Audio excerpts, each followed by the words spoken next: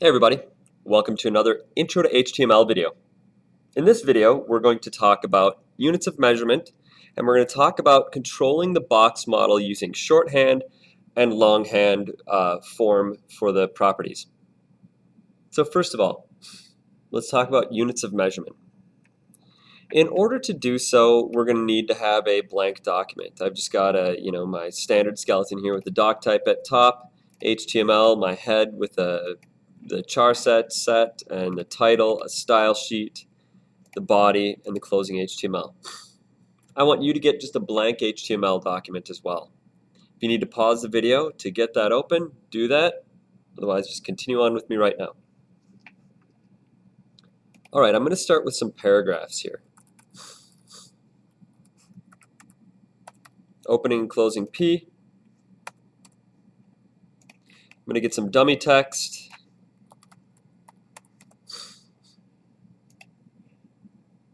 Going to the lorem ipsum like we've done before. Generate. Oops. Copy. Paste. I'm going to get a few paragraphs in there. I'm going to start with 3. There we go. I'm going to save this, check it in the browser, and I've got 3 paragraphs here. These paragraphs don't have anything set to any of the box model properties, no background colors, no height, no width, nothing. By default, the paragraphs have some margin to them. Okay? We'll take a look at that in just a little bit, though. I'm going to first set background color on these paragraphs so that we can see a little bit better the way that they behave. So paragraph, in my style rule, select paragraph, background color, and I'm going to go with something bold so that I can actually see it. Green. Check it in the browser, and they should turn green. Great, they're green. It looks terrible, but at least we can see our paragraphs more clearly. Let's talk a little bit about absolute versus relative units of measure. Absolute units of measurement are going to be things like pixels,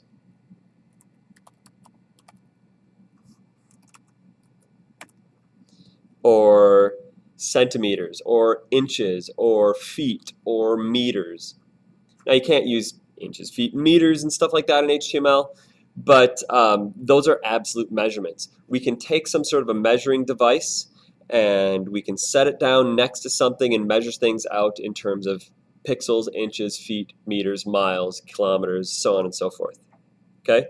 Those are absolute units of measurement. Absolute means that we can clearly define what it is without having anything to compare it to. Okay?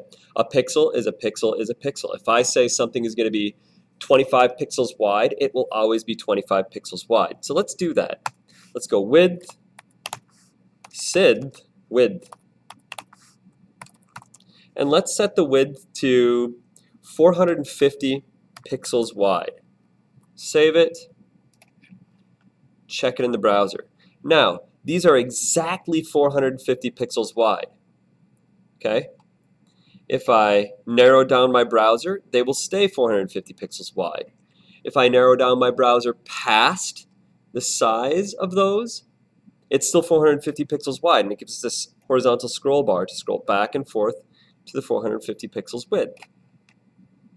450 pixels is 450 pixels is 450 pixels. It never gets wider, it never gets narrower. It's an absolute size. You define it, it stays that size no matter what. Let's look at some relative units.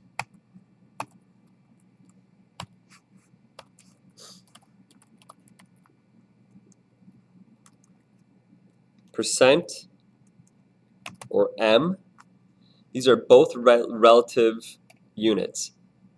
A percent, you know what that is. And an M is another unit of measurement. It is defined by the, the height of an M in the default size in your browser. So it's based on the size relative to the default size in your browser of your fonts. Percentages is comparing it to something else. Let's start with percentages. I'm going to set the width to, I'm going to comment this out. I'm going to set the width to 75%. Okay? And it's going to take up 75% the width of the browser right now. Now the cool thing about percentages is that they're relative. They're relative to their containing element. When I make that containing element narrower, that thing also gets narrower. This makes for what I would call a fluid design. As the container gets bigger, those things get bigger. As the container gets smaller, those things get smaller. Okay?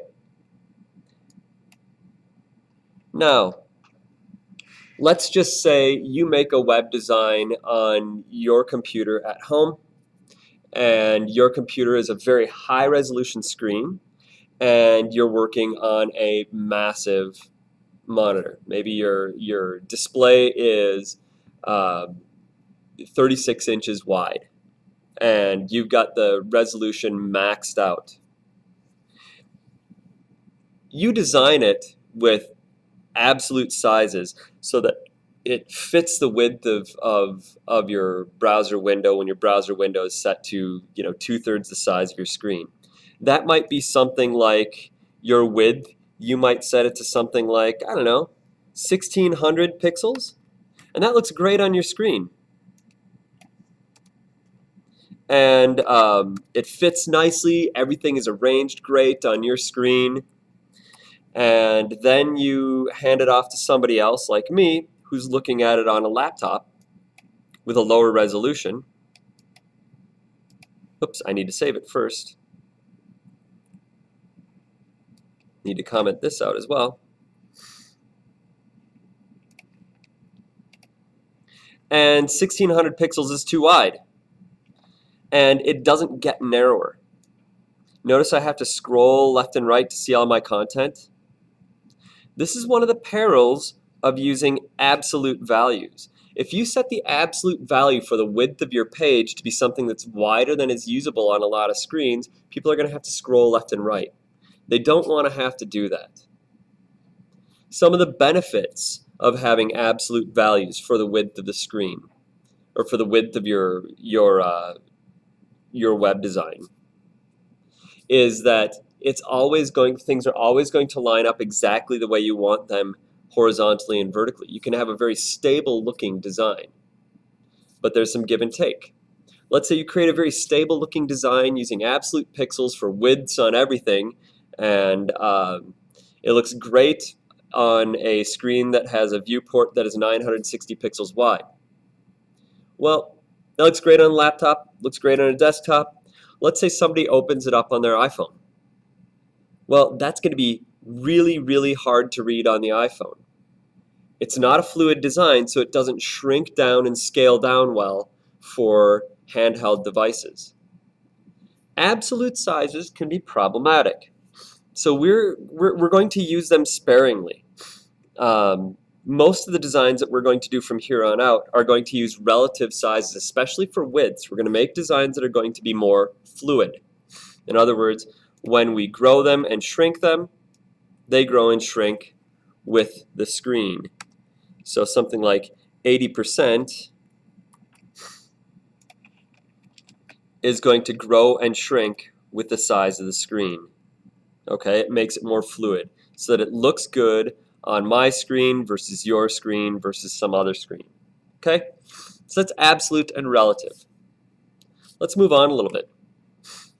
I want to talk about shorthand versus longhand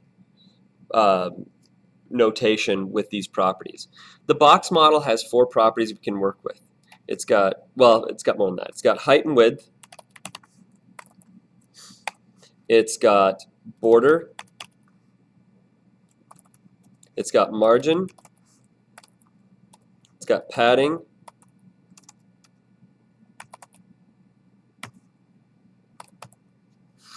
And it's got background.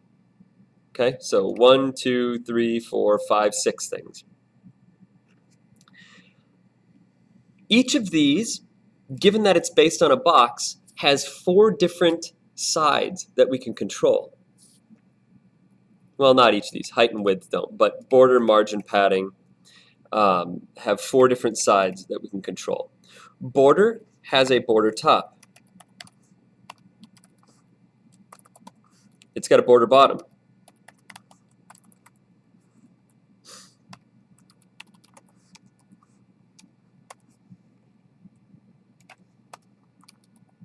It's got a border left.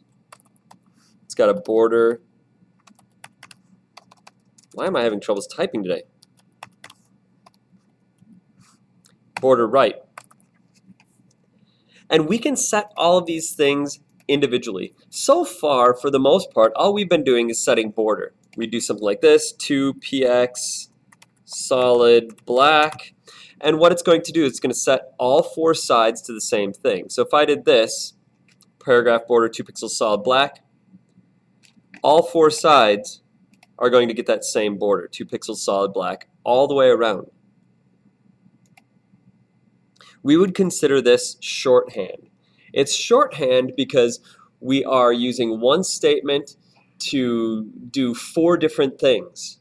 Longhand would be something like this, where we set each individual one on its own.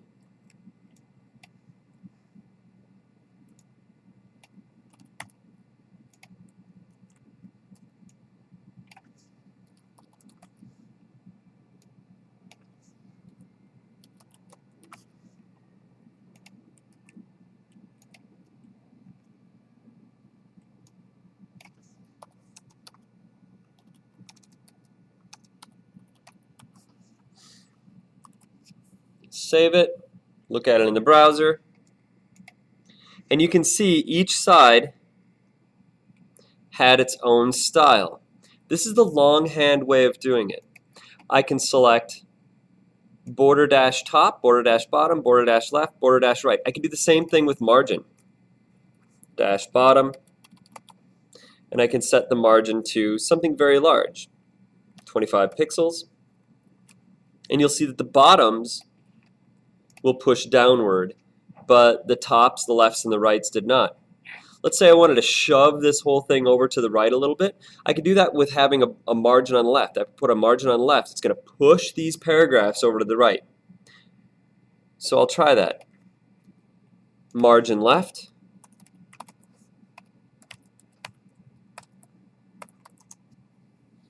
And I'm going to go 15%.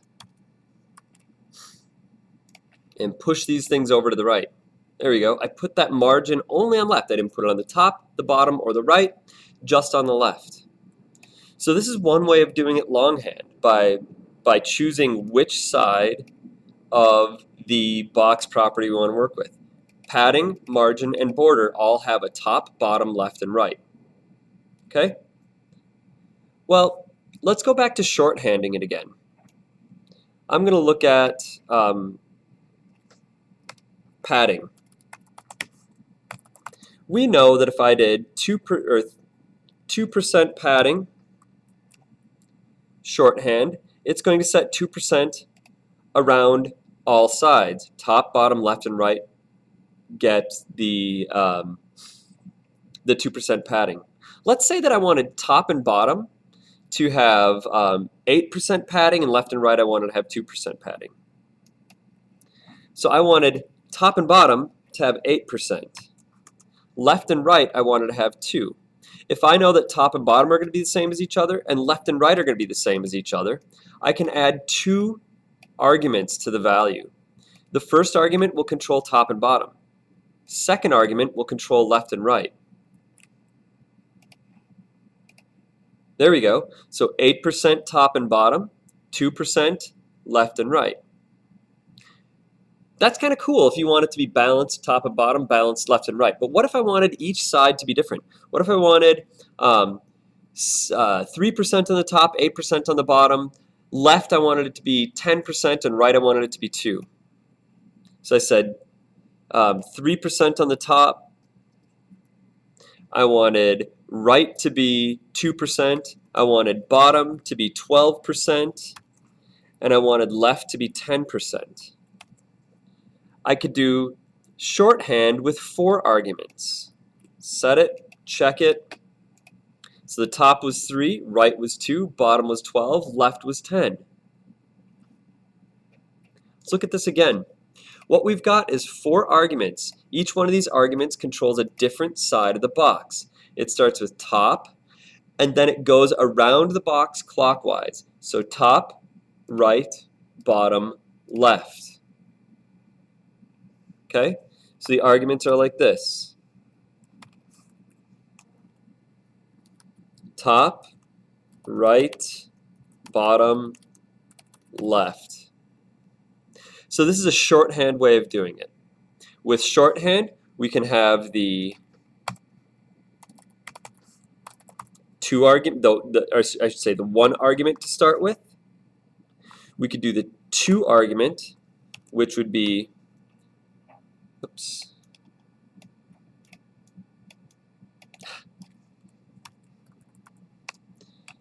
top and bottom, left and right. And we could do the 4 argument, which is top, right, bottom, left. All right, so that's a little bit about units. We talked about absolute units, we talked about relative units, we showed you how they worked a little bit, and we talked about shorthand versus longhand with properties and values. I want you to use this, try and use this in your projects as necessary. You're going to find that you're going to want to have asymmetrical margins and paddings sometimes. Decide when you need to do the longhand, decide when you need to do the shorthand. Decide when you need to do the shorthand with 4 arguments versus the shorthand with 2 arguments. I want you to try and use these things as fluidly as you can in your assignments. Practice using them. Thanks a lot for watching.